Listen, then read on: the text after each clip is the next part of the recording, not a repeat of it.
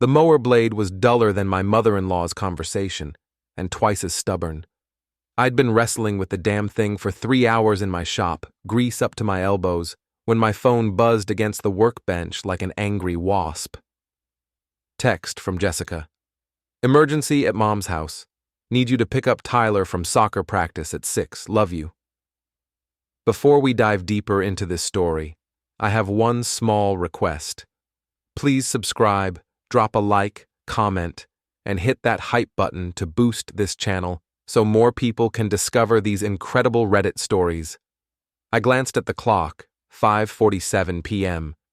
Barely enough time to wash the engine oil off my hands, let alone drive across town to the rec center. But that's marriage for you. 23 years of picking up the pieces when life decides to throw curveballs. My name's Eli Weston, and I run Weston Landscaping here in Millbrook, Ohio. It's not glamorous work, but it pays the bills and keeps me outdoors instead of trapped in some corporate cubicle counting down to retirement. At 48, I've got calloused hands, a beer gut that Jessica pretends not to notice, and enough common sense to know when something doesn't smell right. And tonight, something definitely didn't smell right. I locked up the shop and drove toward the rec center, taking the shortcut through downtown. That's when I spotted it. My stepson Danny's red Camaro parked outside the Millbrook Inn. The same Camaro that should have been at his apartment 20 miles away, since he'd told us he was too busy with work to come to Sunday dinner this week. Now, Danny's 26 years old, Jessica's son from her first marriage, and about as useful as a screen door on a submarine. The kid's got movie star looks and the work ethic of a house cat. He calls himself a fitness influencer, which, as far as I can tell, means he takes shirtless selfies at the gym and sells protein powder to teenage girls on Instagram. I pulled into the parking lot, telling myself there was probably a perfectly reasonable explanation. Maybe he was meeting a client. Maybe he was helping a friend. Maybe I was just being paranoid because I'd spent too many years dealing with his lies and excuses. But paranoid or not, I couldn't shake the feeling that something was wrong. Jessica had been acting strange lately, distant, secretive, always checking her phone and quickly putting it away when I walked into the room. She'd started working late more often, claiming her makeup artistry business was booming. New clients, she said. Important people who needed her services for evening events. I sat in my truck for 10 minutes, engine running, air conditioning blasting away the July heat. Through the lobby windows, I could see the desk clerk reading a magazine. A few guests wandered through the lobby with their luggage, normal hotel stuff. Then the elevator doors opened, and Danny stepped out. He wasn't alone. Jessica walked beside him, her hand resting on his arm like they were a couple heading out for dinner. She was wearing the black dress I'd bought her for our anniversary last year, the one she said was too fancy for Millbrook. Her hair was done up in some complicated style that must have taken an hour to perfect. They moved through the lobby like they owned the place, comfortable and familiar. Danny held the door for her, his hand briefly touching the small of her back as they walked toward the parking lot. I watched my wife of 23 years climb into the passenger seat of my stepson's Camaro, and something inside my chest cracked like old ice. They drove past my truck without seeing me, heading toward the nice part of town where the restaurants have cloth napkins and the wine costs more than I spend on groceries in a week. Jessica was laughing at something Danny had said, her head thrown back in that carefree way she used to laugh with me. My phone buzzed again. Another text from Jessica. Mom's crisis turned out to be nothing. Can you still get Tyler? I'm stuck in traffic. Stuck in traffic. Right. I drove to the rec center on autopilot, my mind spinning like a tire in mud. Tyler was waiting by the field with his soccer bag, sweaty and tired but grinning when he saw my truck. Hey, Dad, did you see my goal in the second half? Sorry, buddy. Got held up at work. Tell me about it on the way home. Tyler chattered about the game while I drove, but I barely heard him. My brain was too busy processing what I'd just witnessed, trying to find an innocent explanation that didn't exist. When we got home, Jessica's car was already in the driveway. She met us at the door, having somehow changed back into jeans and a t-shirt. "How was practice, sweetie?" she asked Tyler, ruffling his hair. "We won 3-2. I scored the winning goal." "That's wonderful. Go get cleaned up for dinner." Tyler bounded upstairs, and Jessica turned to me with a smile that looked as genuine as a $3 bill. "Thanks for picking him up. Mom's okay. False alarm. You know how she gets." "Yeah," I said, studying her face. "How she gets." Jessica's mother lived in Arizona and hadn't spoken to her in 5 years. The next morning, I sat in my office pretending to review invoices while my brain chewed on the previous night's discovery like a dog with a bone. Every few minutes, I'd catch myself staring at nothing, replaying the scene outside the hotel.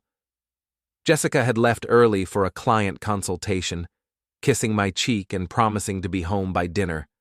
The kiss felt like a lie pressed against my skin.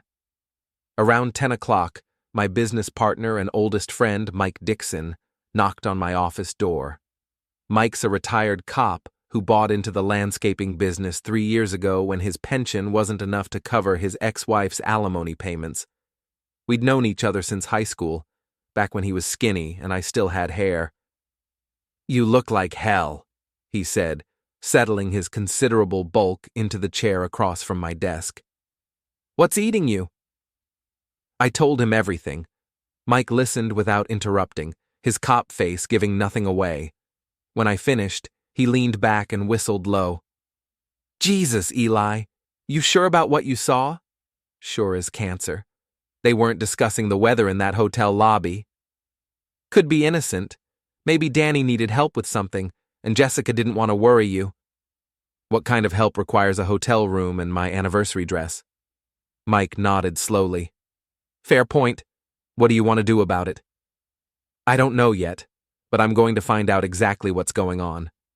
Be careful, brother. Sometimes the truth is worse than not knowing." That afternoon, I drove past Danny's apartment complex. His Camaro wasn't there. I checked the gym where he supposedly worked as a trainer. Not there either. Finally, around 4 o'clock, I spotted the red car parked outside a coffee shop downtown. Through the window, I could see Danny sitting across from my wife, their heads close together over steaming mugs. Jessica's hand covered his on the small table. She was crying. I sat in my truck across the street, hands gripping the steering wheel until my knuckles went white. Part of me wanted to march in there and drag them both outside for an explanation. The smarter part knew I needed more information before I made my move. They stayed in the coffee shop for an hour. When they finally came out, Danny pulled Jessica into a hug that lasted too long to be innocent. She pressed her face against his chest like she was drawing strength from him. Then she got in her car and drove home to make dinner for her family.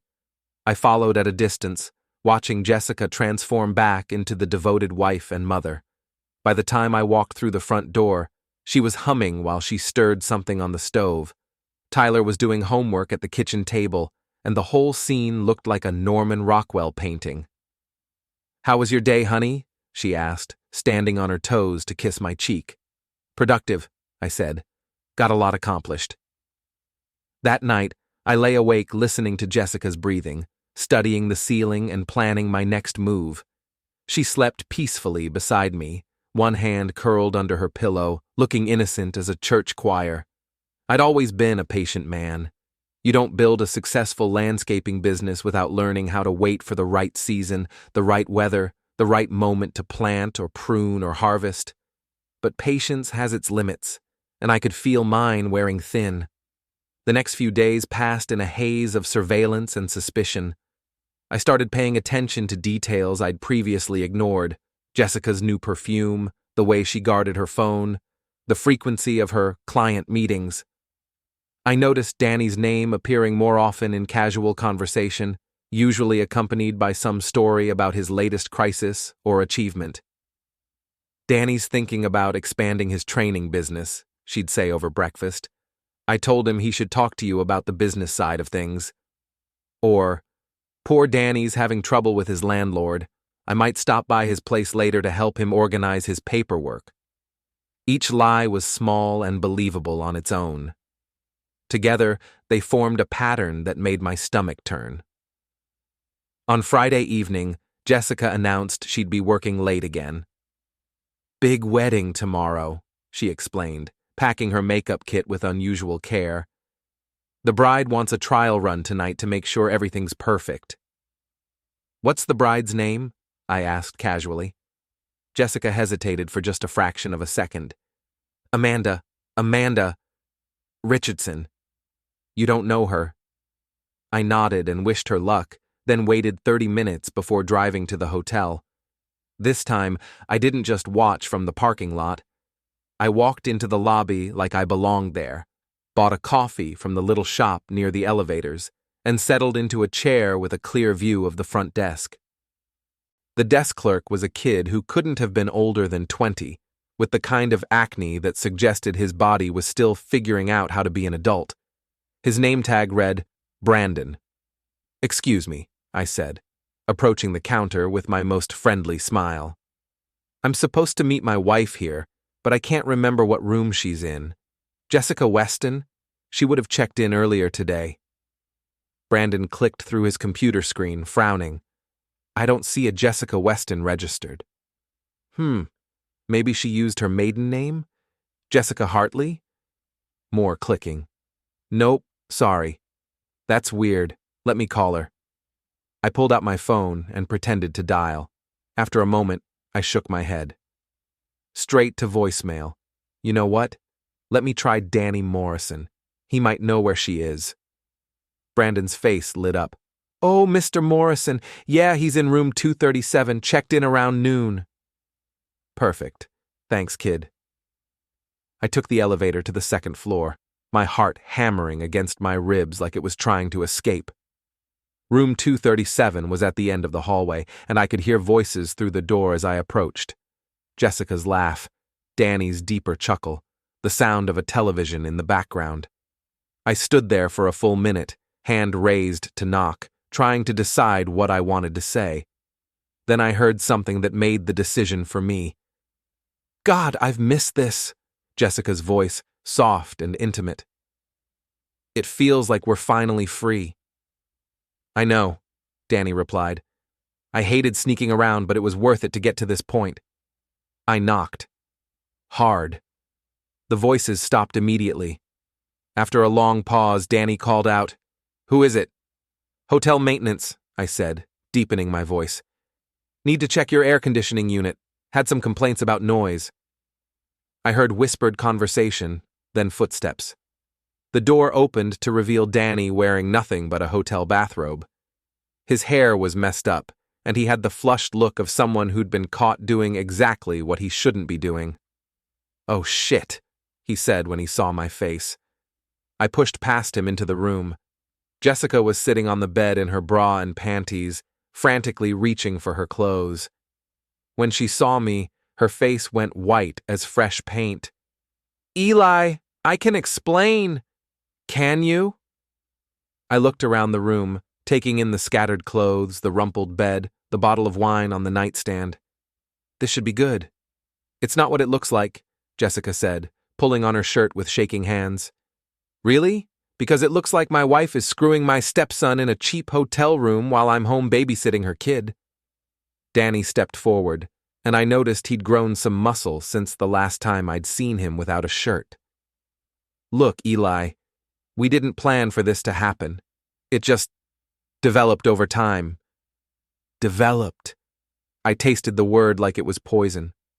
"How long?" Jessica and Danny exchanged a look that told me everything I needed to know. 6 months, Jessica whispered. 6 months. Half a year of lies, sneaking around, playing happy family while they made a fool out of me behind my back. "Get dressed," I said quietly. "Both of you." "Eli, please, let me explain." "Get dressed." My voice echoed off the hotel room walls like a gunshot. Jessica flinched and started crying, but she put on the rest of her clothes. Danny retreated to the bathroom to get dressed, shooting nervous glances in my direction.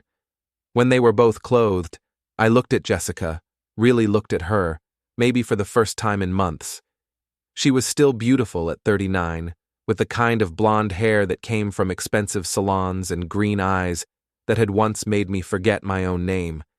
But now all I could see was the stranger who'd been lying to my face every single day. How? I asked. What? How did this start? I want to know how my wife decided to sleep with her stepson.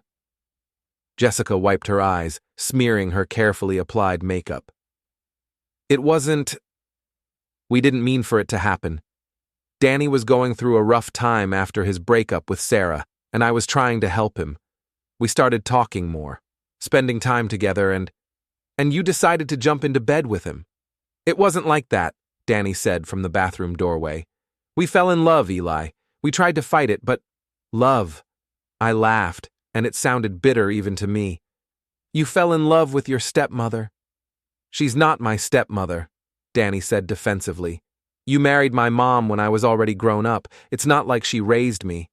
No, but I did help raise you, didn't I? Paid for your car insurance, helped you through college, gave you jobs when you needed money. And this is how you repay me. The room fell silent, except for Jessica's quiet sobbing.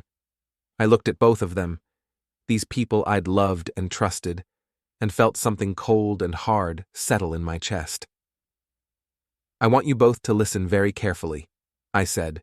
Jessica, you have until tomorrow night to pack your things and get out of my house.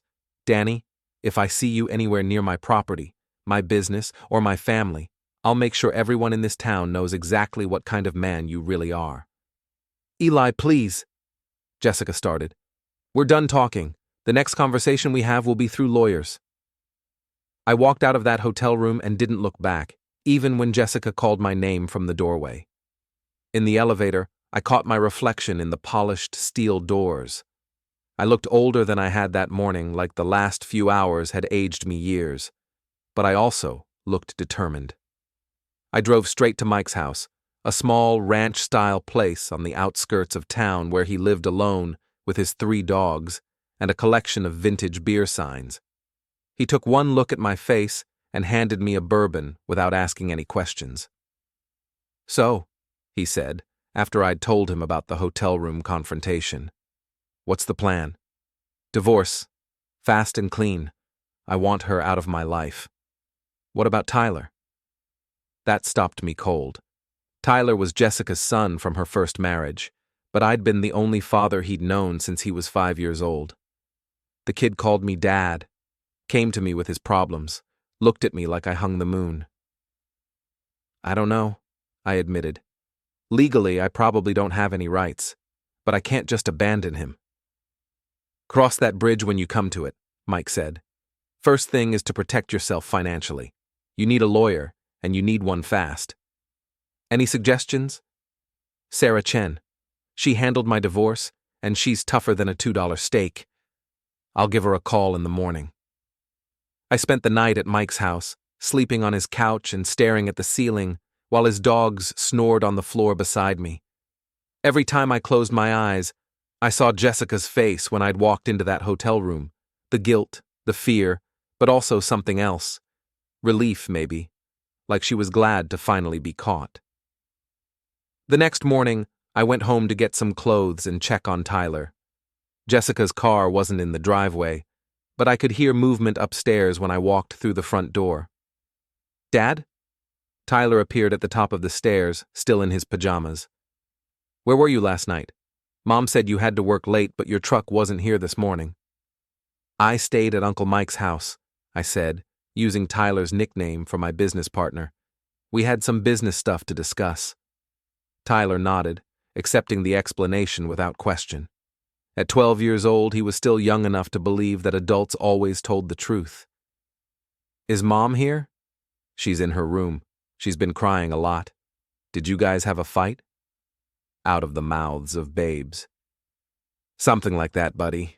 Listen, why don't you go get dressed? I'll make us some breakfast. While Tyler got ready for the day, I went upstairs to face Jessica. I found her in our bedroom, surrounded by suitcases and piles of clothes.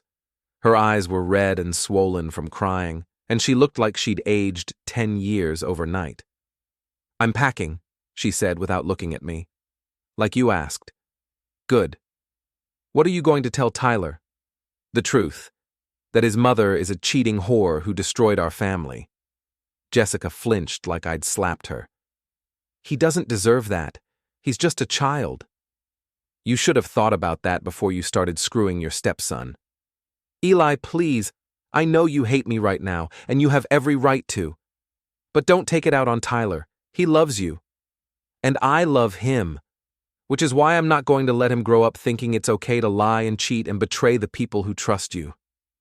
Jessica started crying again, but I felt nothing. Whatever sympathy I might have had for her had faded in that hotel room. Where will you go? I asked. Danny's apartment, for now. Of course. How romantic. I left her to her packing and went downstairs to make breakfast for Tyler. The kid ate his pancakes while chattering about his plans for the weekend, oblivious to the fact that his world was about to explode.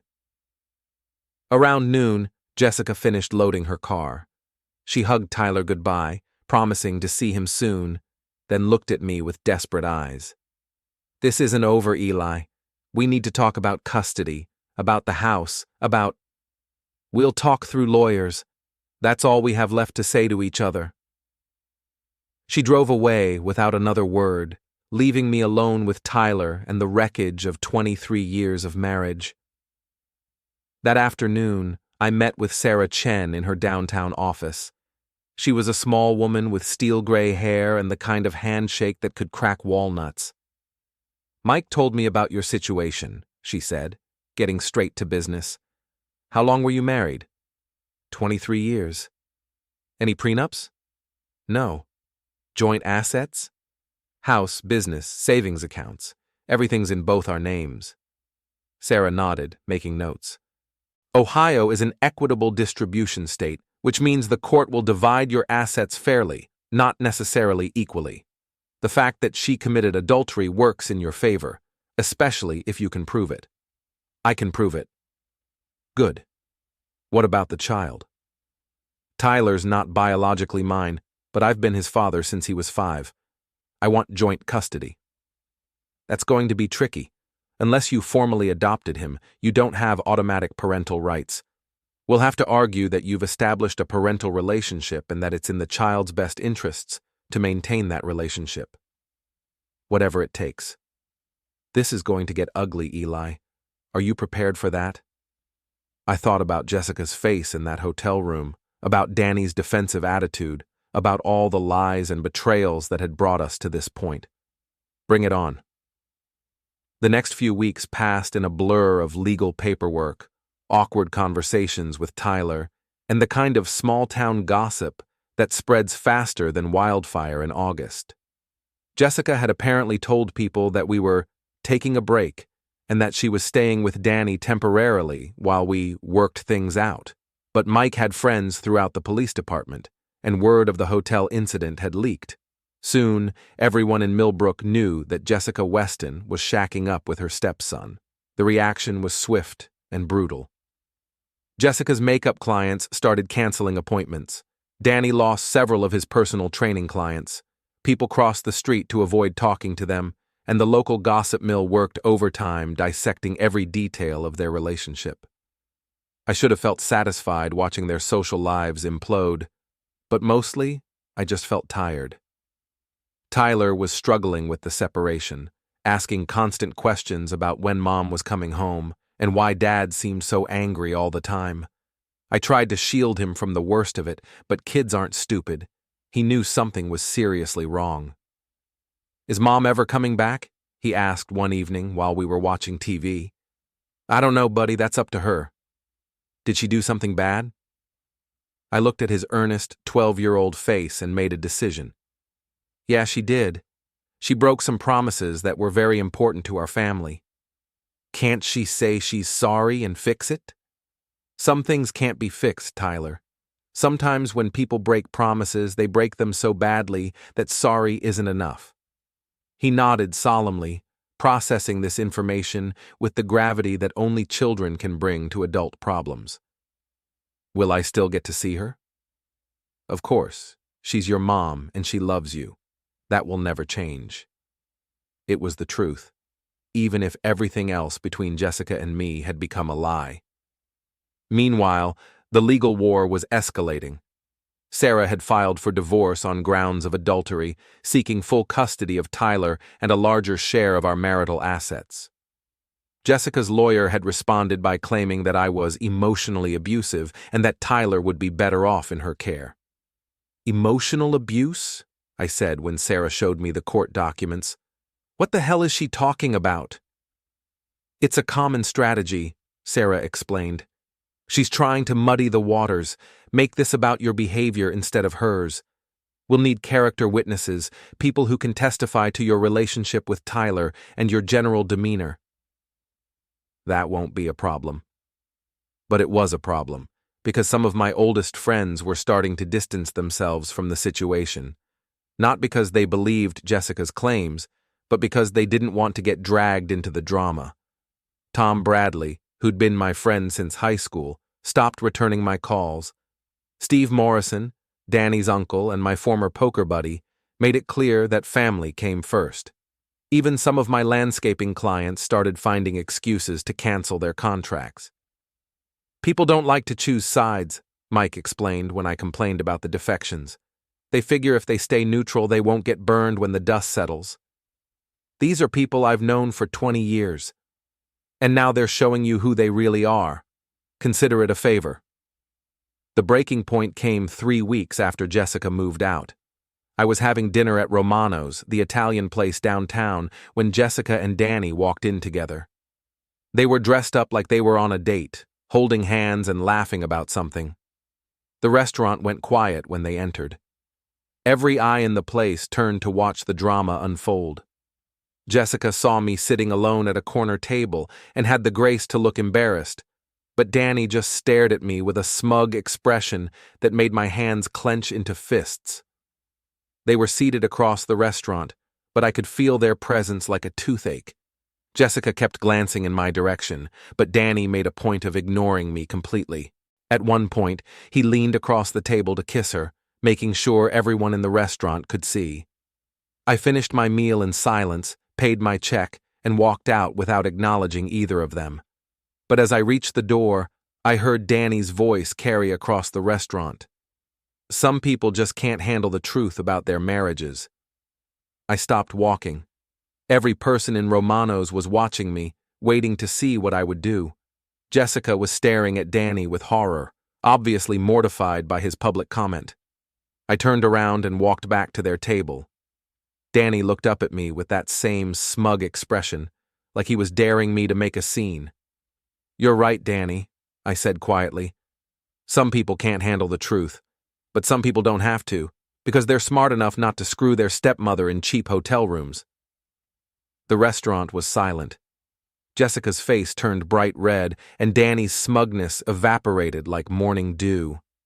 "You want to air our dirty laundry in public?" I continued. "Fine. Let's tell everyone how this started. How you came crying to your stepmother when your girlfriend dumped you. How you manipulated a lonely woman into betraying her family. How you're such a pathetic excuse for a man that you had to steal someone else's wife because you couldn't find one of your own." "Eli, stop," Jessica whispered. But I was just getting started. "And let's talk about you, Jessica.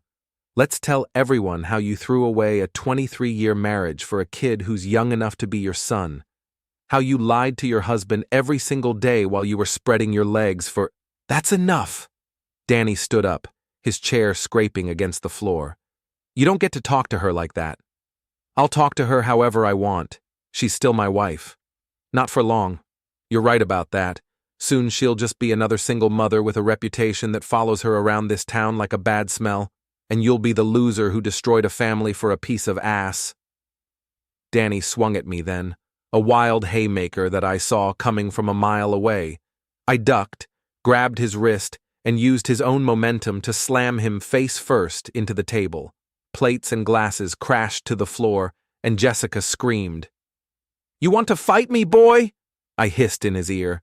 "I've got 20 years and 50 pounds on you, plus a lifetime of reasons to beat you senseless, but I'm not going to do it because you're not worth the assault charges."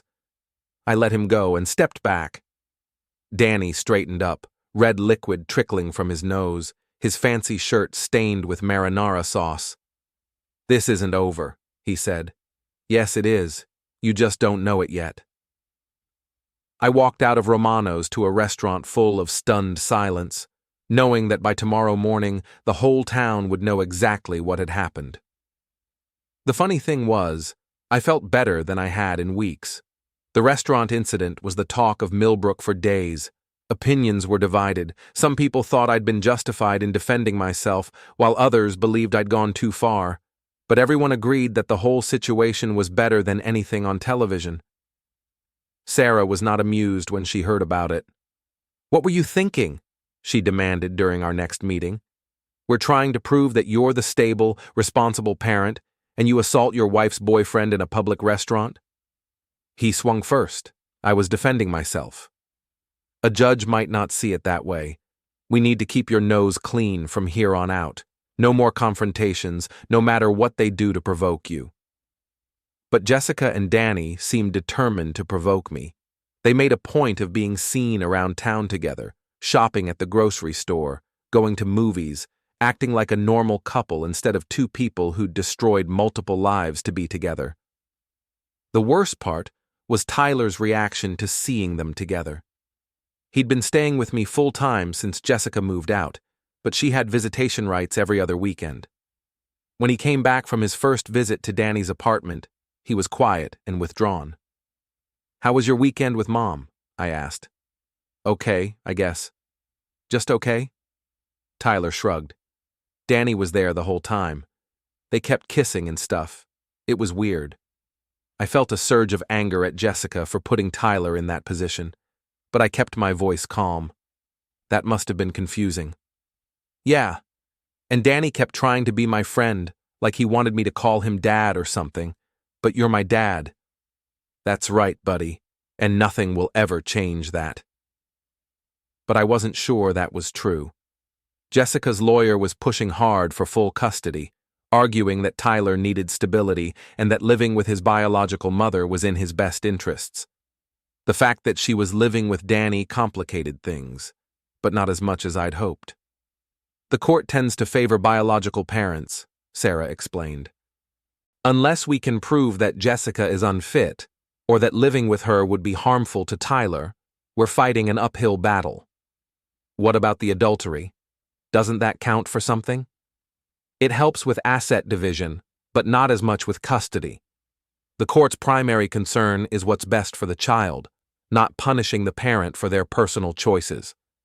Personal choices, like destroying a family, was just a lifestyle decision. The custody hearing was scheduled for early October, which gave us 6 weeks to build our case. Sarah suggested we hire a private investigator to document Jessica and Danny's living situation, looking for anything that might suggest an unsuitable environment for Tyler. "What kind of things?" I asked. "Drug use, excessive drinking, inappropriate behavior around the child, anything that suggests poor judgment or instability." I thought about it for a week before deciding against the private investigator. Whatever Jessica had done to me, she was still a good mother to Tyler. I wasn't going to manufacture evidence or try to make her look like something she wasn't. But I didn't have to manufacture anything, because Jessica and Danny were doing a fine job of destroying their own credibility.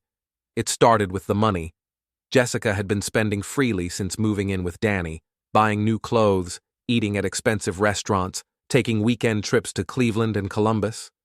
The problem was that she didn't have a job anymore. Her makeup business had collapsed after the scandal, and Danny's personal training income wasn't enough to support their lifestyle. So they started asking me for money. First, it was Tyler's expenses. School supplies, soccer fees, clothes, legitimate costs that I was happy to cover. But then the requests got more creative. "Tyler needs a new computer for school," Jessica said during one of our rare phone conversations. "His laptop is less than 2 years old. It's running slowly, and he needs software for his math class." I bought Tyler a new computer and made sure it was delivered to my house, not Danny's apartment. Then it was car repairs. Jessica's Honda had broken down, and she needed $1,500 to fix the transmission. Take it to Mike's mechanic, I suggested. He'll give you a fair price. I already took it somewhere else. They want the money up front. I refused to pay for repairs I couldn't verify, so Jessica had to ask Danny's family for help. That didn't go over well. Danny's Uncle Steve was already embarrassed by his nephew's behavior, and the request for money made things worse. Within a month, Jessica and Danny were struggling financially. Danny had lost more clients, and Jessica couldn't find work because her reputation in Millbrook was shot. They started fighting about money, about Tyler, about the pressure they were getting from both families. Mike heard about their problems through his network of contacts and kept me informed. Danny's been asking around about jobs in other cities, he reported. Cleveland, Toledo, maybe even Detroit. Word is they're thinking about leaving town. What about Tyler? That's the million-dollar question. The answer came 2 weeks before the custody hearing. Jessica called me on a Thursday evening, sounding tired and defeated. We need to talk, she said. Can you come over? To Danny's place? I don't think that's a good idea. He's not here. He's visiting his cousin in Akron for the weekend. Please, Eli. It's important. Against my better judgment, I drove to Danny's apartment complex, a rundown place on the wrong side of town where the parking lot was full of potholes and the mailboxes were held together with duct tape. Jessica met me at the door looking older and thinner than I remembered. The apartment was small and cluttered, with Danny's workout equipment taking up most of the living room. Thank you for coming, she said, offering me a cup of coffee that I declined. What do you want, Jessica? She sat down on the couch and started crying. Not the manipulative tears I'd seen in the hotel room, but genuine sobs that shook her whole body. I made a mistake, she said. A terrible, awful mistake, and I don't know how to fix it. You can't fix it. I told you that months ago. I know, but I need you to understand why it happened. I need you to know that I never meant to hurt you or Tyler. Then why did you? Jessica wiped her eyes and looked at me with an expression I'd never seen before. Complete honesty, maybe for the first time in years. Because I was scared, she said. Scared of getting older, scared of being invisible, scared that my best years were behind me. Danny made me feel young and beautiful and desired. He made me feel like I mattered. You mattered to me. You mattered to Tyler. I know. But it wasn't the same. With you, I was a wife and mother. With Danny, I was just me. The person I used to be before I had responsibilities and bills and stretch marks. So, you threw away our marriage for a fantasy? Yes. And now the fantasy is over, and I've lost everything that really mattered. I looked around the shabby apartment, at the woman who'd once been my whole world, and felt something I hadn't expected. Pity. What do you want from me, Jessica? I want you to take Tyler. Full custody. I'll sign whatever papers you need. I stared at her, hardly believing what I'd heard. What about the custody fight? Your lawyer said, I'm firing my lawyer. Danny and I are leaving Millbrook. We're moving to Phoenix, where his cousin lives. There's nothing left for us here. And you're just going to abandon your son? I'm giving him the best life possible, with you, in the house he grew up in, with the man who's been his real father all along. Jessica started crying again, and this time I felt something crack inside my chest. Not anger or betrayal, but genuine sadness for what we'd all lost. Tyler loves you, I said. Whatever you've done, he still loves you. I know, and I love him enough to let him go.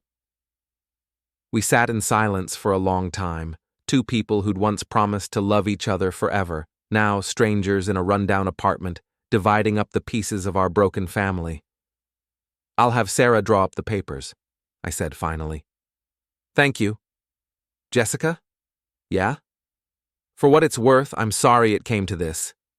She smiled through her tears. Me too. Jessica and Danny left Millbrook on a cold Tuesday morning in November, driving away in a rented truck loaded with everything they owned. I didn't watch them go, but Mike did, and he called me when their truck disappeared around the corner. "How do you feel?" he asked. "Free," I said, and realized I meant it. Tyler took the news better than I'd expected. He was sad about his mother leaving, but not surprised. Kids are resilient in ways that adults can barely comprehend. "Will I see her again?" he asked. "Whenever you want. She's still your mom, no matter where she lives. But you're still my dad, right? Forever and always." The custody papers were finalized in December, making me Tyler's legal guardian with full parental rights. Jessica had signed everything without protest, asking only that she be allowed to call Tyler once a week and see him during school vacations if possible. It was more generous than she deserved, but I agreed. Whatever Jessica had done to me, Tyler deserved to know his mother. The divorce was finalized in January, almost exactly 1 year after I'd first spotted Danny's car at the hotel. I got the house, the business, and most of our savings. Jessica got her freedom and a fresh start in Phoenix, along with enough money to help her and Danny get established in their new life. Sarah thought I was being too generous, but I didn't care. I wanted them gone, and money was a small price to pay for peace. "You're a better man than I would have been," Mike said when I told him about the settlement. "I'm just tired of being angry. It's time to move on." And move on I did. The landscaping business was thriving, Tyler was doing well in school, and I was slowly rebuilding my social life. Some of my old friends had drifted away during the divorce, but the ones who mattered had stuck around.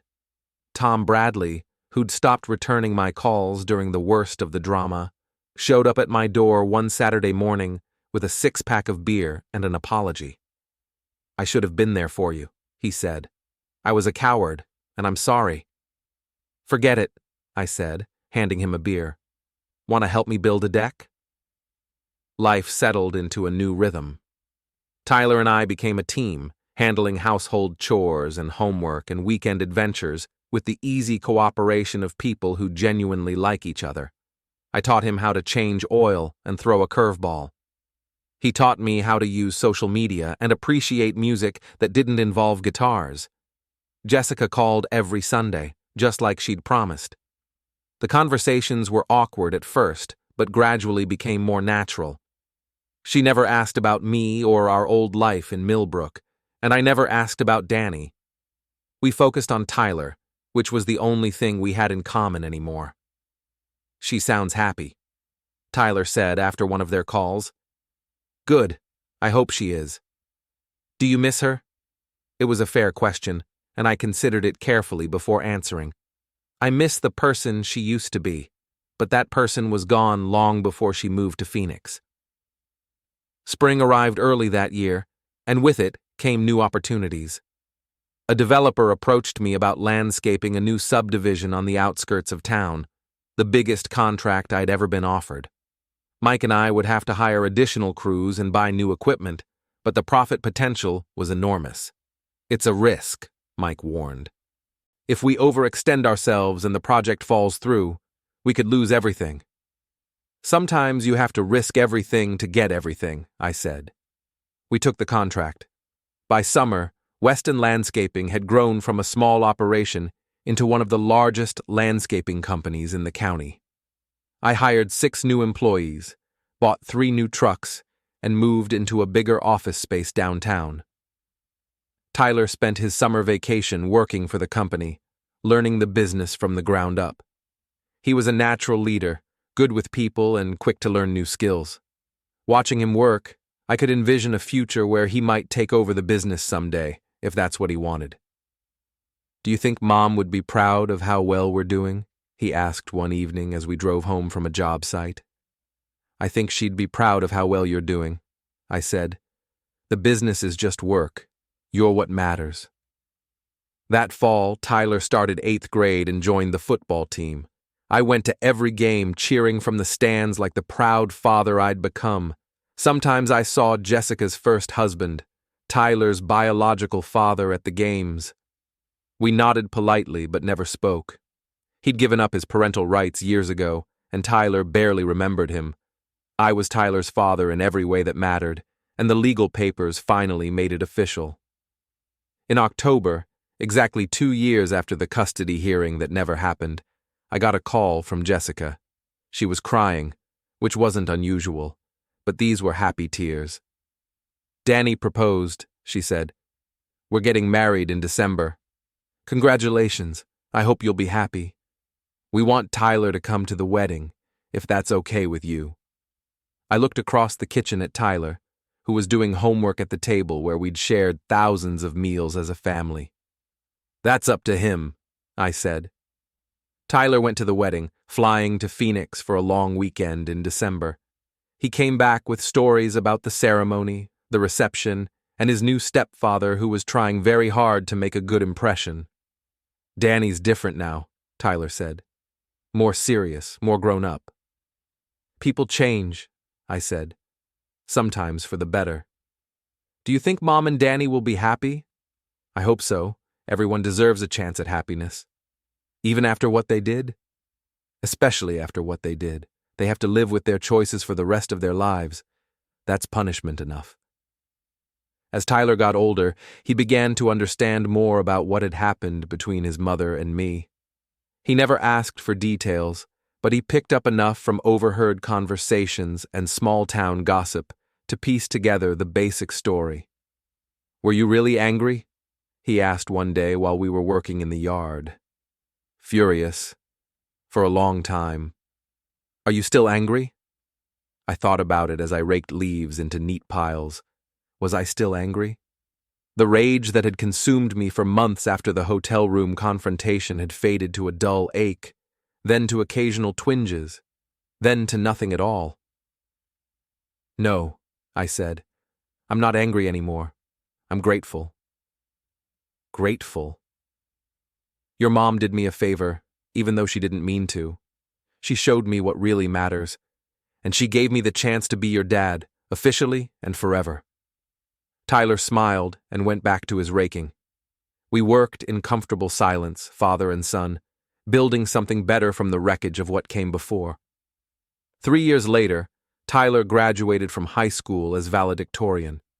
Jessica and Danny flew in for the ceremony, staying at a hotel downtown and keeping a respectful distance from my family and friends. But they were there, and Tyler was happy to see them. At the graduation party I threw for Tyler, Jessica approached me while I was manning the grill. "Thank you," she said quietly. "For what?" "For raising him right, for being the father he needed, for not poisoning him against me." "He's a good kid. That's not my doing, that's just who he is. It's your doing, too. You gave him stability and love and a sense of right and wrong. I couldn't have done that, not the way things were." I flipped a burger and studied Jessica's face. She looked older but healthier, like someone who'd finally made peace with her choices. "Are you happy?" I asked. "Most days. Danny and we're good together. Different than we were in the beginning, but good. Stable. We're talking about having a baby." "That's great. Tyler would love a little brother or sister." "What about you? Are you happy?" I looked across the yard at Tyler, surrounded by his friends and teammates, laughing at something Mike had said. I thought about my business, my house, my life, all rebuilt from scratch after everything fell apart. "Yeah," I said. "I'm happy." And I was. Jessica and Danny left the next day, flying back to their life in Phoenix. Tyler hugged them goodbye and promised to visit during his winter break from college. Then it was just the two of us again, father and son, ready for whatever came next.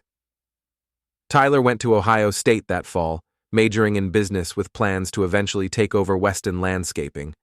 I was proud of his ambition, but made sure he understood that the choice was his to make. "The business will be here if you want it," I told him. "But so will my support if you decide to do something else." "I want it," he said. "Someday. But first I want to learn everything I can about running a company the right way." The right way. I'd taught him that. The importance of honesty and integrity and treating people fairly. It was a lesson Jessica had learned too late, but Tyler had absorbed it early. With Tyler away at college, I had to adjust to living alone for the first time in 25 years. It was strange at first, cooking for one and coming home to an empty house. But gradually, I began to appreciate the solitude. I started dating again, casually at first, then more seriously when I met Linda, a widow who taught third grade at the elementary school. She was kind and funny and had no interest in drama or complications. We took things slowly, building a friendship that gradually became something more. Tyler approved of Linda when he met her during Christmas break. "She makes you smile," he said. "I like that." "Just smile?" "Okay, she makes you happy. Really happy, in a way you haven't been for a long time." He was right. Linda did make me happy, but not in the desperate, needy way I'd been happy with Jessica. This was calmer, more mature, the happiness of a man who knew who he was and what he wanted. Linda and I were married on a beautiful Saturday in May, with Tyler walking me down the aisle and Mike serving as my best man. It was a small ceremony, just family and close friends, exactly what we both wanted. Jessica sent a card from Phoenix, congratulating us and wishing us well. It was a gracious gesture from a woman who'd learned the value of grace the hard way. Tyler graduated from college summa cum laude and came home to join Weston Landscaping as a junior partner. He brought fresh ideas and energy to the business, modernizing our operations and expanding our services. Within 5 years, we were the premier landscaping company in 3 counties. "You built something amazing," Tyler said one day as we reviewed the quarterly reports. "We built something amazing," I corrected. "This is as much yours as it is mine." "I know, but you started it. You had the vision." "Vision is easy. Following through is the hard part." Tyler laughed. "You make it sound simple." "It is simple. You just have to decide what kind of man you want to be, then be that man every single day." It was a lesson I'd learned the hard way, through betrayal and divorce, and the long, slow process of rebuilding my life from the ground up. But it was the most important lesson I could pass on to my son. That integrity isn't just about doing the right thing when it's easy, but about doing the right thing when it costs you everything. Tyler understood that lesson, just like he understood the value of hard work and loyalty and treating people with respect. He was going to be fine, no matter what challenges life threw at him. As for me, I was exactly where I wanted to be, surrounded by family, running a successful business, married to a woman who loved me for who I was instead of who she wanted me to be. It had taken me 58 years to figure out what happiness looked like, but now that I had it, I wasn't letting go. Some stories end with revenge, some end with forgiveness. This one ends with something better, redemption, and the knowledge that sometimes the worst thing that can happen to you turns out to be the best thing that ever happened to you. Jessica had meant to destroy my life when she chose Danny over our marriage. Instead, she'd given me the chance to build something better. For that, if nothing else, I owed her my thanks.